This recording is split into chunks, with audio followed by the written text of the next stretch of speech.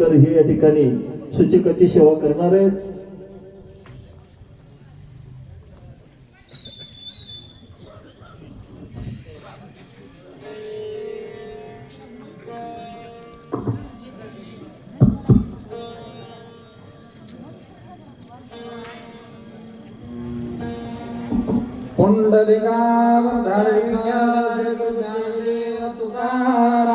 पंढरीनाथ भगवान की जय.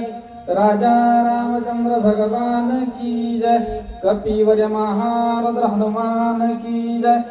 शांती परमेकनाथ महाराज की जय. श्री गणेशाय नमः. श्री सरस्वते नमः. प्रभु रामचंद्राय नमो नमः.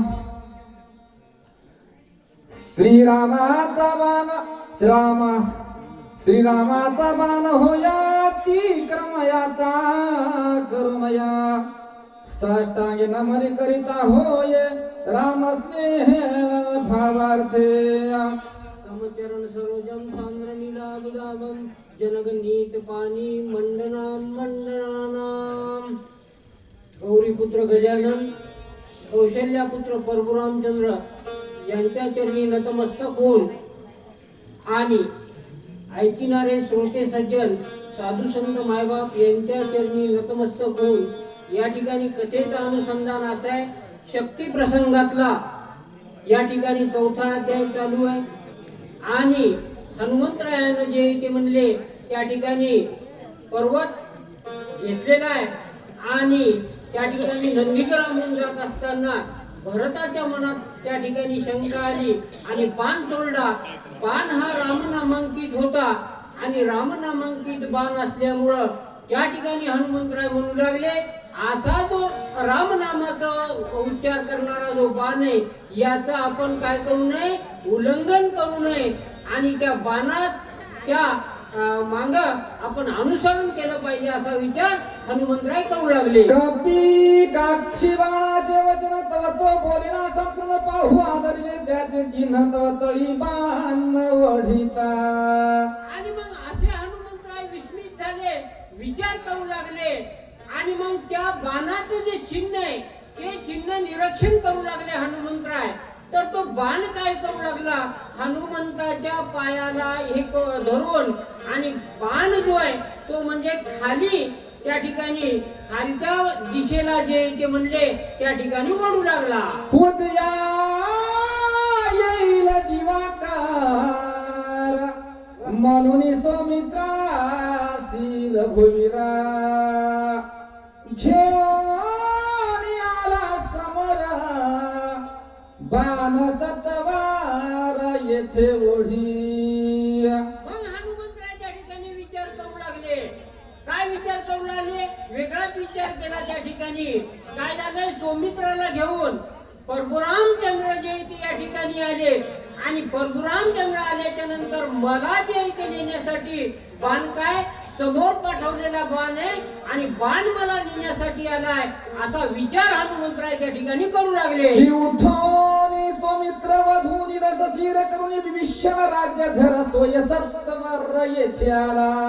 किंवा म्हणले दुसरा विचार केला. कोणता विचार केला दुसरा, की म्हणले काय झालं, त्या ठिकाणी लक्ष्मण उठले आणि परशुरामचंद्राने जे ते रावणासोबत युद्ध केला, रावणाचा वध केला आणि रावणाला जिंकलं आणि परशुरामचंद्र या ठिकाणी सत्वर आले आणि मला नेण्यासाठी बाण पाठवला की काय असा विचार त्या ठिकाणी हनुमंतराय करू लागले. मी नपुसका सर्वथा न पवेची स्वामी कार्यार्था. धिक माझे जीवित्व वरथा कोण्यार्था जातसे. धिक्कार असो म्हणजे कोण, हनुमंतराय माझ्या याचा जीवनाचा माझ्या जीवन जगण्याचा धिक्कार असो. कारण मी नपुसक आहे म्हणजे कोण्याच कामाचा नाही. कारण का कामाचा नाही, माझ्या जे मालकाचं काम होतं, माझ्या जे स्वामीचं काम होतं ते काम माझ्याच्यानं पूर्णत्वास गेलं नाही. मी दिव्य औषधी आणू शकलो नाही, घेऊन जाऊ शकलो नाही, लक्ष्मणाला उठू शकलो नाही, या जीवनाला किंवा या माझ्या याला काहीच कोण्याच प्रकारचा अधिकार नाही. हनुमंतराय विचार करू लागले. ऐसा झाला ती दुखी सवेची बाणा ते अवलोकी तव तो ओढी अधोमुखी एकाएकी सत्वरा. असे दुःखी झाले हनुमंतराय. त्याच्यामुळं आपण आपल्या स्वामीचं काम करू शकल्या नसल्यामुळं दुःखी झाले. आणि दुःखी झाल्याच्या नंतर मग पुन्हा पाहू लागले बाणाकड. बाणाचं निरीक्षण केलं हनुमंतरायानं. तर बाण जो आहे तो म्हणले खाली जे ते असा सत्वर हा बाण जे आहे ते हनुमंतरायाच्या पायाला धरून खाली ओढू लागला. म्हणले कार्याना साधेची माझे ना वेगे करीना देह पतना मनोनी कृपाळू रघुनंदन सत्वर बाण पाठविला. अरे माझ्या ज्यानं काम झालं नाही. हनुमंतरायाचा स्वभाव कोणाला? परशुरामचंद्राला माहित होता, है की नाही? हनुमंताच्या जर कार्य साध्य झालं नाही तर हनुमंतराय आपलं जीवन ठेवणार नाहीत. स्वतः देह पतन करतील, आपल्या देहाचा त्याग करतील. हे परशुरामचंद्राला स्वभाव हनुमंतरायाचा माहित होता. आणि म्हणून हनुमंतरायासाठी परशुरामचंद्रानं बाण पाठवला. अशा प्रकारचा हनुमंतरायाला वाटू लागला. आता सो काही भलते आज्ञा करणे चिते सोया उचला बाणा ते विलंब येथे करून नय करू. आता म्हणले काही असो. कोण? हनुमंतराय विचार करू लागले. झालं म्हणले आता काही असो.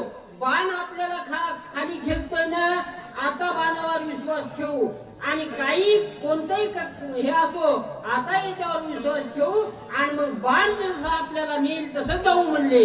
हनुमानात नेता किंकारा अज्ञान उल्लंघी हनुमात्रा टाकिले बाणावरी शरीरा निखाला सत्वरा बाण वेगे. हनुमान जे ते आज्ञेचे किंकर होते. किंकर म्हणजे दास. आणि कोणाच्या आज्ञेचे होते? परशुरामचंद्राच्या. आणि बाण जो होता तो रामनामांकित होता. म्हणून ती आज्ञा कोणा? हनुमंतरायानं त्या ठिकाणी पाळली. परशुरामचंद्राची आज्ञेचे दास होते. आणि मग आपलं जे शरीर आहे ते पूर्ण शरीर हनुमंतरायानं कुठं टाकलं? बाणावर टाकलं. पर्वतात सगळा पातला भेदाराम पुढे देखील नंदीग्राम रचना अति मनोरम भक्त उत्तम भरत जेथे. आणि मग असं बाणावर शरीर टाकलं. बाण जो आहे तो म्हणजे खाली आला. कुठं आला? नंदीग्रामच्या ठिकाणी.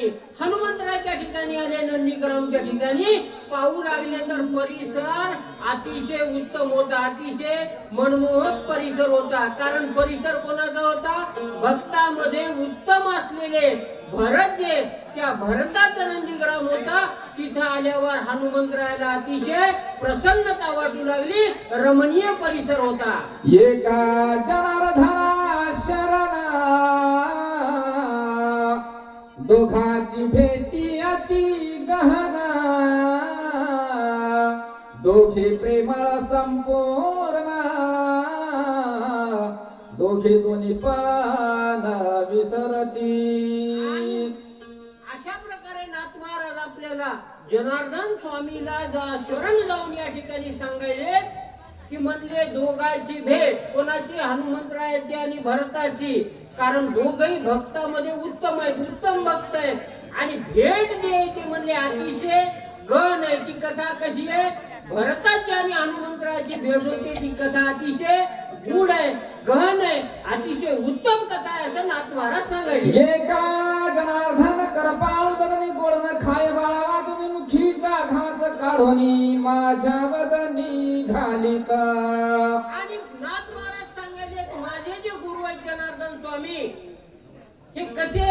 एखादी कृपाळू जननी जी असते, आई असते कृपाळू, आपल्या लेकरावर प्रेम करते, तसे माझे गुरु आहेत. आणि त्याच्या मुखामध्ये जे गोड घास लागल तो घास काढला. आणि हा रामायण रूपी जो घास आहे माझ्या गुरुनं जनार्दन स्वामीनं जे ते माझ्या मुखात घातला नातवारा सांगायले. ज्या त्यांचा खाऊन त्याचे मुखी खास देणे ना खाता पायावरी बळे पाडणे घास कोंदणे मुखा माझी. अहो, आईचं आपल्या लेकरावर अतिशय प्रेम असते. जे लेकरू आईलाच माहित आहे ते दुसऱ्याला कोणाला माहित नसतंय. जी आई आहे लेकरू जर खात नसाल तर जुलमच काय करते त्याच्या मुखामध्ये घालते आणि जुलम घालून जर खात नसाल तर काय करते आपल्या दोन्ही पायाच्या मध्ये धरते हे की नाही. पायावर घेते खालून एक पाय वरून एक पाय आणि त्याच्या मुखामध्ये कोंबते. तशा प्रकारचं माझे सद्गुरू माऊली जे जनार्दन स्वामी आहेत त्या जनार्दन स्वामींना मी खात नसताना सुद्धा हा रामायण रूपी कथा रूपी जो घास आहे तो घास जुलमत मांडीवर घेऊन माझ्या मुखामध्ये घातला नातवारा सांगायले. वांझे सीन हे कळे चिन्ह व्याली जाणे वेदन कर का जनार्दन जी अभिधान विश्वमाता. आणि ही जी विश्वमाता आहे गुरुमाऊली माझी हे जे काही प्रेम आहे ते खरं शिष्यालाच माहित किंवा लेकरावर जे काही प्रेम करावं हे जिला प्रसवली हे की नाही जिला मुलबाळ झालंय तिलाच माहित आहे. लेकरावर प्रेम करायचं वांझेला काय माहित आहे. एखादी वांझ असेल तर तिला लेकरावर कसं प्रेम करतात हे तिला काही नसते माहीतच नसते. फक्त ती कोण आहे कनवाळू आईच आहे. लेकराचं प्रेम आई लेकरावर किती करायचं हे फक्त प्रसवली जी तिला त्या आईलाच माहित असते. अशा प्रकारचं सांगायचं. ब्रह्मदिका पुत्र व्याली जे ब्रह्मांडे सृजली निज कर्मे तृणी मानिली मदती चाली लक्षणा. ब्रह्मदेवाने हे जगाचं निर्माण केलंय. ब्रह्मादेव पुत्र सगळं हे पसारा जो आहे तो जगाचा ब्रह्मदेवाने निर्माण केला आणि आपल्यासारखे जीव निर्माण केले. पण हे जीव काय झाले निज कर्माला विसरले. आपण जन्माला कशासाठी आलो तर जन्मून आल्याच्या नंतर काय करायचंय है की नाही. माणसाच्या देहाला यायचं म्हणजे जन्म मरणाचा फेरा चुकवायचा आहे. पण ते आपण विसरलो आणि दुसऱ्याच कर्माच्या मागे लागलो. हे माझं ते माझं आणि मग त्या याच्यामुळं आपण काय झालो जन्म मरणाच्या फेऱ्यात अडकलो. पण नाथ महाराज म्हणतात ती चाल माझ्याजवळ नाही मी त्या चालीनं चालणार नाही म्हणले. उदक जावे की भुकेल्या जेवू घालावे मज हे सर्वतान संभावे तिने बोलावे माऊली. नाथ महाराज स्वतःची व्यथा सांगायलेत. काय व्यथा सांगायलेत. अहो एखाद्याला तहान लागली तर त्याला काय करावं पाणी द्यावं.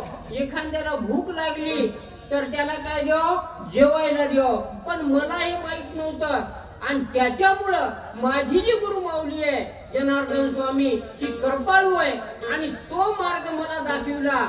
ज्याला भुकेलेला अन्न द्या तहानलेल्याला पाणी द्या.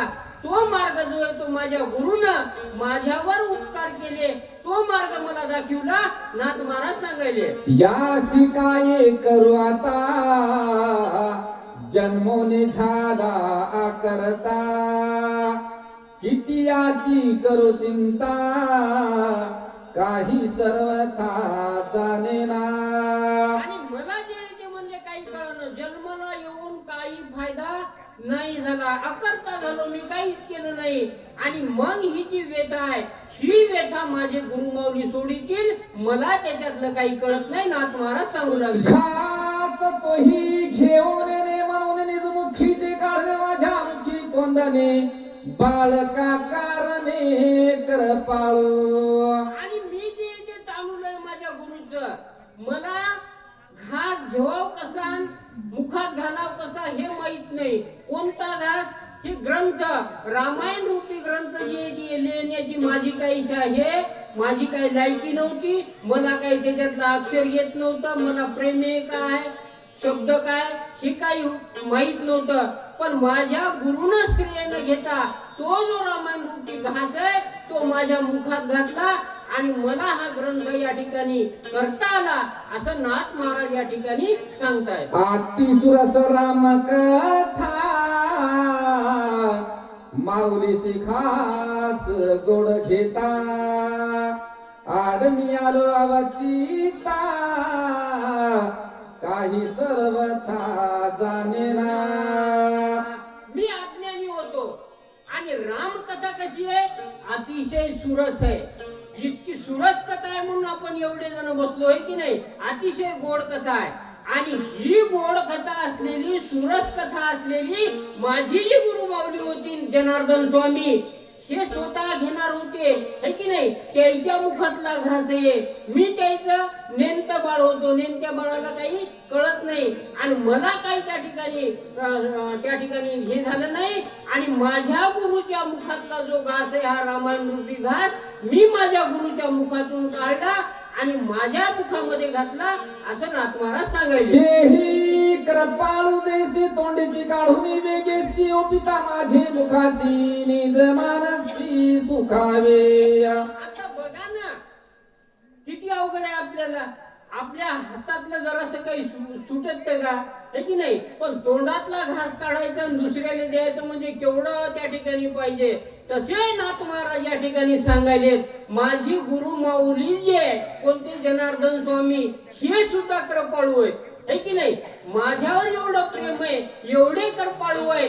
त्यानं काय केलं त्याच्या मुखातला हा ग्रंथरूपी जो घास आहे तो मुखातला घास काढला आणि माझ्या मुखात घातला.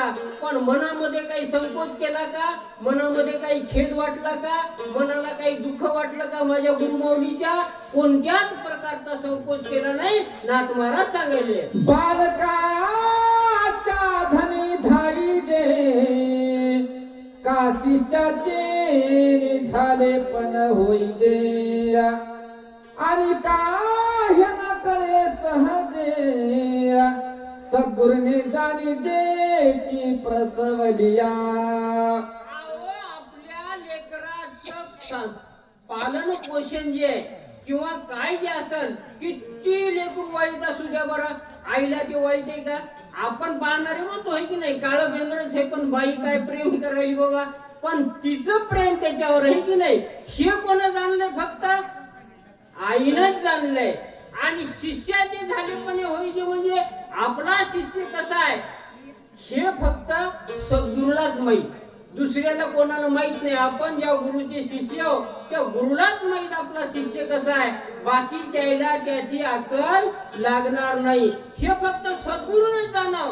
आणि लेकराचं प्रेम कोण जाणव फक्त प्रसवतीया म्हणजे जी बाई प्रसवली जिनं प्रत्यक्ष बाळाला जन्म दिलाय त्याच बाईला माहित आहे लेकरावर प्रेम किती करावं. इतर ज्या असतील त्याला ते माहित नाही नाथ महाराज सांगू लागले. एका जनार्दना शरण कपिला माझ्या धौगबाने आणि आपण गोड कथन पुढे असे. अशा प्रकारचं नाथ महाराज आपल्या गुरुला शरण जाऊन म्हणतात. हनुमंत जे आहे ते म्हणले कोठ नंदीग्रामला बाणाच्या याच्यावर येतील आणि ही जी कथा आहे ती गोड निरूपण आहे. अशा प्रकारची कोणही आळस न आणता न झोपी जाता 5वा अध्यायाची जी कथा आहे अतिशय सुंदर कथा आहे. भक्तीचा असा अनोट असा त्या ठिकाणी प्रसाद आहे ते सगळ्यांनी ऐकावं.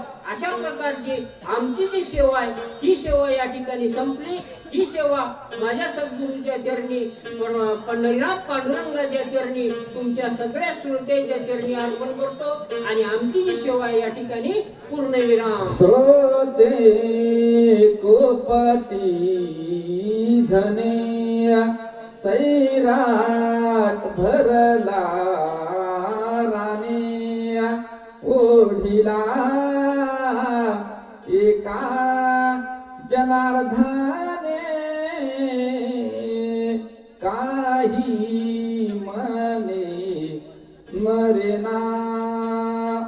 आणि श्रोतेला असं वाटेल म्हणजे एक गोष्ट काहीतरी राहिली की आता नाथ महाराज जे कोणीकडल्या कोणीकड काही कोणत्या याच्यामध्ये चालले सैराट भरले अशा प्रकारची शंका जी आहे ती श्रोत्याला आणू नये म्हणजे स्वस्ति श्री भावार्थ रामायण युद्धकांडे का कार्तिका हनुमंत नंदीग्रामागमन नाम पंचमाध्याय गोढा पुंडलिकावर्धन विठ्ठल श्री गुरु ज्ञानदेव तुकाराम प्रभु रामचंद्र भगवान कपिवरी महारुद्र हनुमान की शांति परमेकनाथ महाराज की जय छत्रपति शिवाजी महाराज की जय.